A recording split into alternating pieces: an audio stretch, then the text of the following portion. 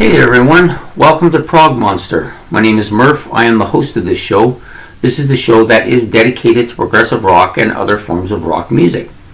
So we're back with my series for this month, which is my favorite albums from 1975. So we're going to April Wine today and their Stand Back album, which came out in 1975, of course, on June the 15th. Kind of a summery album. I remember when it first came out how it had that real summer feel to it. 38 minutes in length on Tempo Studios, recorded at Tempo Studios in Montreal, which was the band's location. They're actually from the Maritimes, but they were located in Montreal for their studios for the recordings. Aquarius is the label, or Big Tree, and Atlantic Records all. I believe the Atlantic one was in the US. That's where they were being shipped. Gene Cornish, Dino Danelli, and April Wine produced the album. Okay, so this comes out right after their live album, which was released in '74. I think this is probably where the band really started to gel as a band and come together. The album is a bit of a poppy album, I will admit that. It does, if it had come out later, I would have said it's a kind of a power pop album.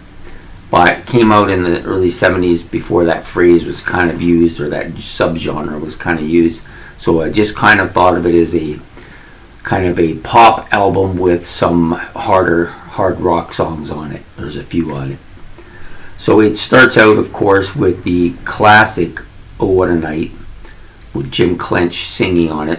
This is, to me, the signature song for April Wine. Whenever I think of April Wine, that's the song that comes to mind. It's the one with the bell at the beginning. Ding, ding, ding, ding, ding, ding, ding, ding. Yeah, really, really tasteful song. My friend had a K-Tel album. It was a purple colored album. I don't know what it was called, but there was a few songs on it that I remember from that album, and this was one of them. This one and Black Sabbath's Paranoid were both on this thing. So this was the kind of the song that got me into the band, and it may be my favorite. It may be my favorite April Wine song. Definitely up there in the top 5 for sure. Don't Push Me Around, pretty heavy rocker. I like this one too. Pretty solid song on this album. There's some other songs here. Victim for Your Love, really solid song as well.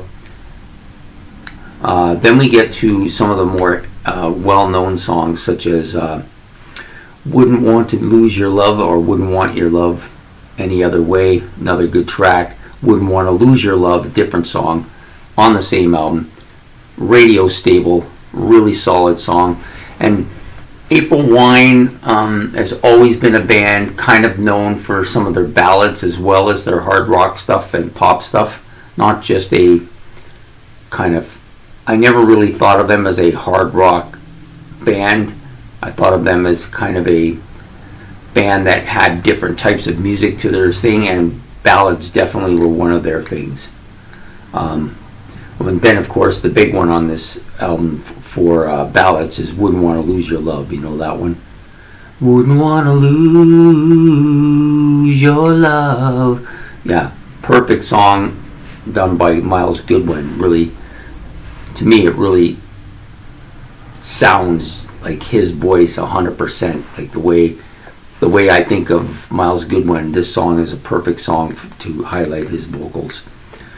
Yeah, so really solid April Wine, early April Wine album. Of course, Jim Clench went on to play with BTO for a while, but the track "Oh What a Night" will always, in my mind, be the song that people will attach to.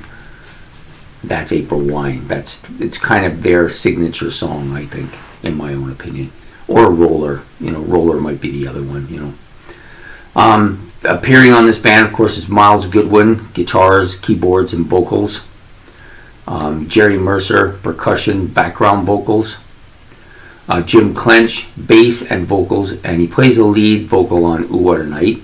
and he also plays the lead vocal on Baby Done Got Some Soul.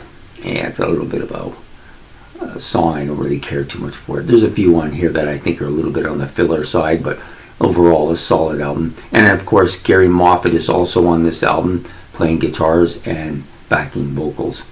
So we you know, the band is really starting to come together here. I know Jim Clench will leave and be replaced by other members of the band in the future, but for this album, pretty solid album. Can't go wrong. If you're starting out with April Wine, this is not a bad place to start. Most people will know that one track immediately when they hear the bells. And, you know, just a great album. You know, I like it. It's one that it's one of those albums I'm always looking for. I have never found it anywhere yet.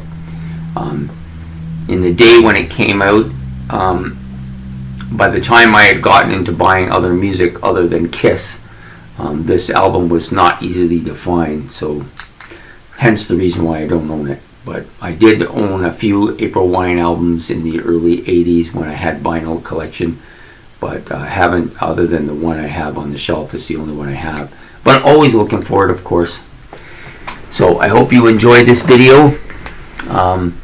If you did, please leave your comments below. If you have anything to say about the album, that would be great. Sorry, my other computer went off and kind of got a little dark on the screen.